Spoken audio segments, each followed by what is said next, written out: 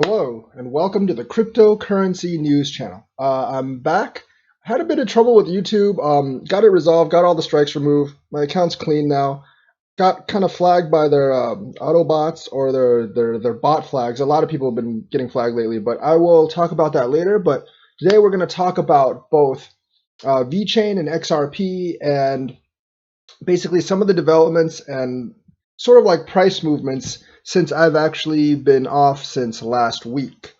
Um, so right now, let's first talk about VeChain. So the VForge Explorer, as you can see, the amount of transactions has suddenly gone up on June 5th, and June 6th is still above where it was, but it's significantly less than June 5th. So that might have been just like a sudden spike from something and then coming downward. Hopefully, because VET's price is going to be directly affected by how many transactions and how much, especially how much VETHO is actually burned, we want this to be steadily higher. The reason for the VeChain price increase, well, not so much price increase, but holding the price and increasing the last couple of days while everything else is tanked, probably is because of the PWC rumors. We don't know what the PWC rumors are, but there are rumors that several large companies, both with PWC and DNVGL, are going to come on to VeChain. This kind of spike might be just a couple of them testing it, but if we see if we see VeTho burned at 1 million or above consistently in the next few months, we actually can be sure that more companies are actually using it, they're deploying it, and more people are scanning the barcodes. We know that Bright Foods Cupid Milk Farms has deployed the code and people are scanning it several thousand times a day. However, that's not enough to really push the price up. We need the VeTho burn to be at 10 million or more. So I think people are FOMOing in and getting on the rumors that there's a lot of stuff coming in for June. Sunny Lou has actually mentioned it. And we know there's going to be some kind of PWC announcement this month. We don't know when that is, and we don't know what it is. And DNVGL has also mentioned that several more of their companies are going to come onto VeChain. So that actually might be the precursor of why the Satoshi value has gone up from about 88 to 98 and all the way up to 101. Although we do need to be careful about this because people could be buying the rumor and then selling the news afterwards. So I don't know how much the price can continue to go up or if it will continue to go up, but it could start retracing at any time when people decide to actually sell the news or sell the rumor, because that is a constant reminder.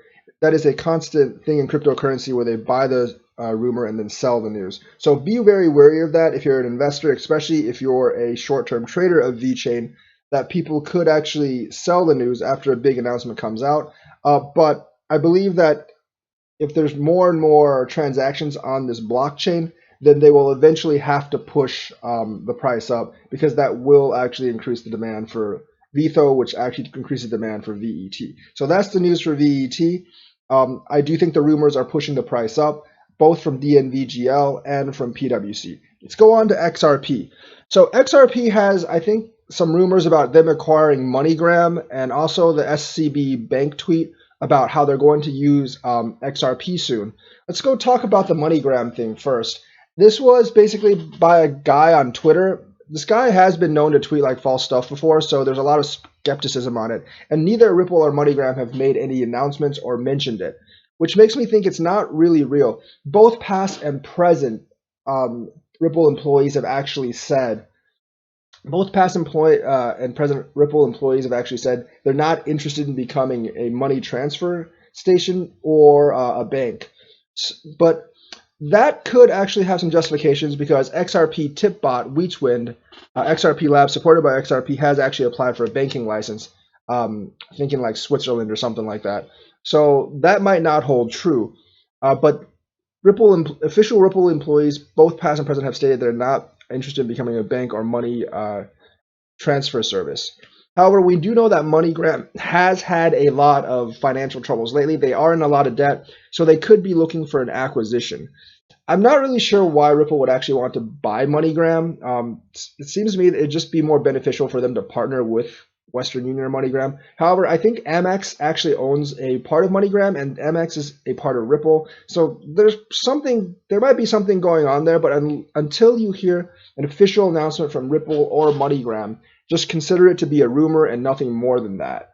XRP's price when this actually came out did not go up, but today the Bitcoin ratio for XRP has actually gone up from about 5150 to about 5400, about 250 Satoshi, which is about 5% with respect to Bitcoin. Now, Bitcoin's actually dipped today, so the actual price of XRP really hasn't gone up that much. But just a few hours ago, as if you look at the one-day chart, just a few hours ago, as you can see here, this morning, it all of a sudden went up from 39.7 cents to about 41.6 cents, an increase of 2 cents.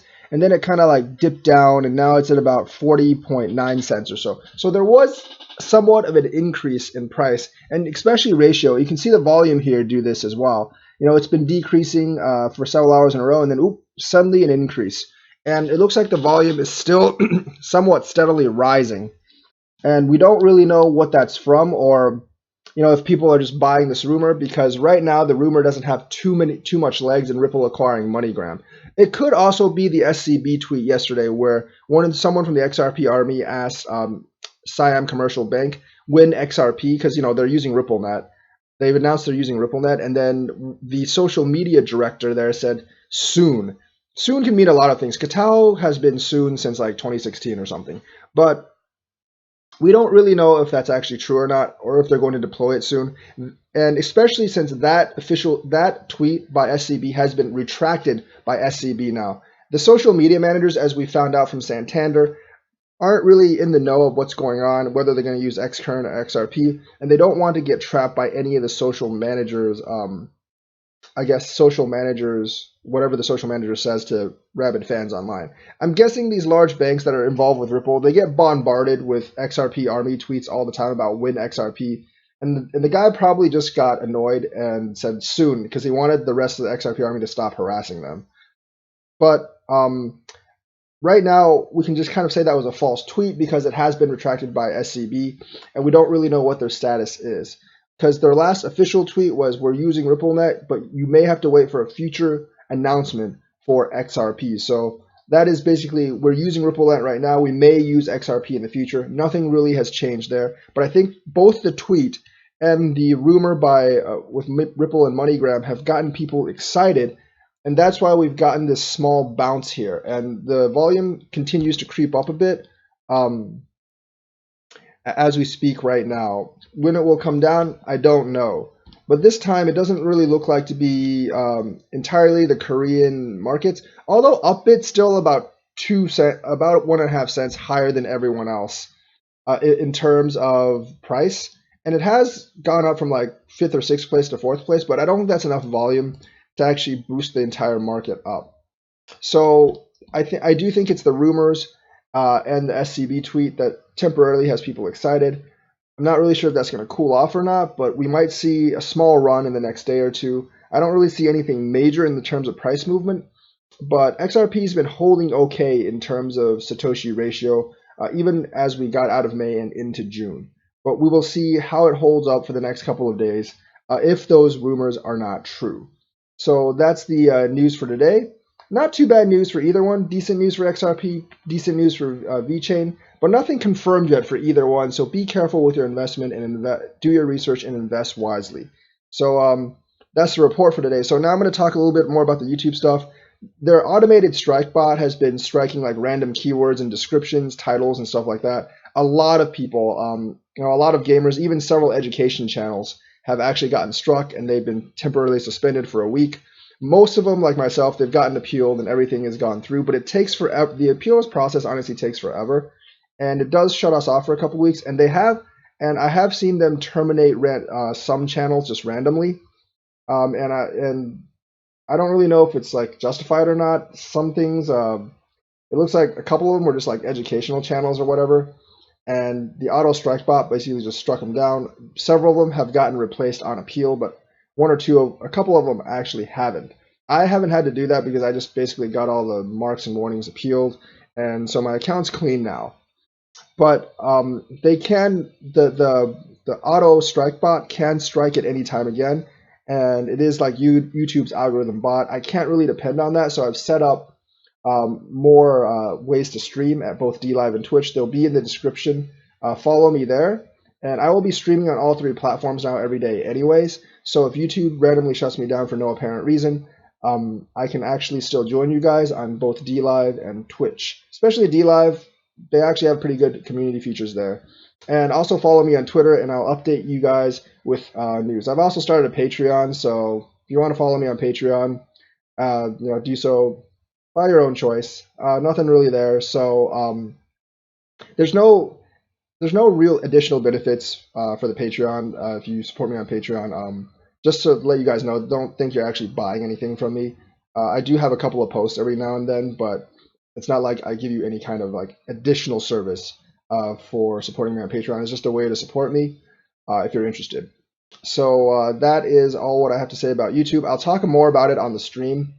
But yeah, that is the end of this video. Thank you and have a nice day.